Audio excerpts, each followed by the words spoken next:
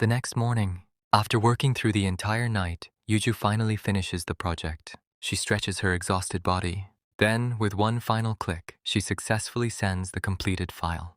Elsewhere, at a nail salon, Seo is spending the morning getting her nails done with one of Yuju's old friends. As the staff chat among themselves, one topic keeps coming up.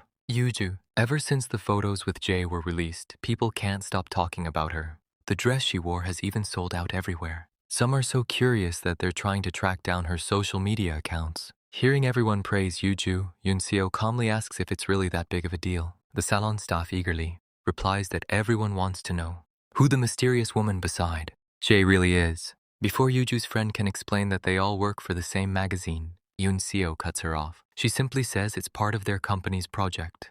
The conversation quickly shifts. The staff become even more curious, asking whether the dating rumors are true and what kind of person Yuju really is. Yunseo avoids giving them a direct answer.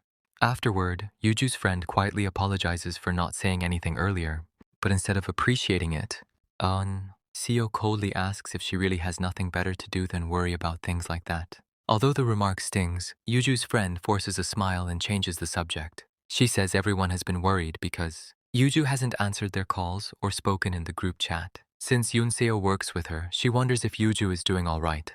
Yunseo casually replies that Yuju is simply busy. Then, she suddenly brings up what happened at work. She claims Yuju was severely scolded after making a mistake and says she's been covering for her ever since.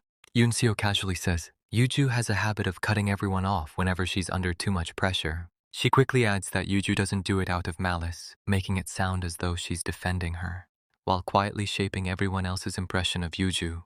Listening to the explanation, Yuju's friend can only assume that's why Yuju suddenly disappeared. Not wanting the conversation to become even heavier, she brings up Yunseo's upcoming wedding instead. Yunseo immediately brightens. She happily talks about how smoothly the preparations have been going. According to her, her fiancé never argues with her. He lets her make every decision, and somehow, everything always turns out better that way. Yuju's friend smiles politely, but before she can stop herself, she accidentally lets slip that he wasn't always like that. The words leave her mouth, and she instantly regrets saying them. Yunseo's expression changes. After a brief silence, she calmly reveals that she's invited Yuju to the bachelorette party. The announcement catches her friend completely by surprise. When asked why, Yunseo simply shrugs. She insists she has nothing to feel guilty about. According to her, she only started dating him after Yuju's relationship had already ended. She says everything happened naturally. So what exactly is she supposed to apologize for? Trying to ease the awkward atmosphere, Yuju's friend comments that inviting Yuju might actually be a good thing. After all, the two of them used to be inseparable. Like sisters, they wore matching outfits, shared everything together. If they could make up, everyone would be happier. The moment those memories are brought up, Unseo's hand suddenly trembles, forcing the salon employee to redo one of her nails. Before long, the appointment comes to an end. As her friend thanks her for bringing her there, Yunseo simply smiles. When the staff asks whether she's satisfied with the results, she quietly answers, "It's perfect." Meanwhile, back at Seora Entertainment, the director hands Jay a shopping bag. She explains that their sales team managed to move his order to the top of the waiting list. Normally, people would wait months to get it. She jokes that she wouldn't even go through that much effort for a wedding gift. Jay simply replies, that's exactly why he asked for her help. Realizing who the gift is probably for, the director asks if it's for Yuju. Jay doesn't deny it. The director's expression turns serious. She reminds him that this project was approved as a way to control the dating rumors through clever publicity. Using a photo shoot to redirect public attention was one thing. Actually dating the person involved is something completely different.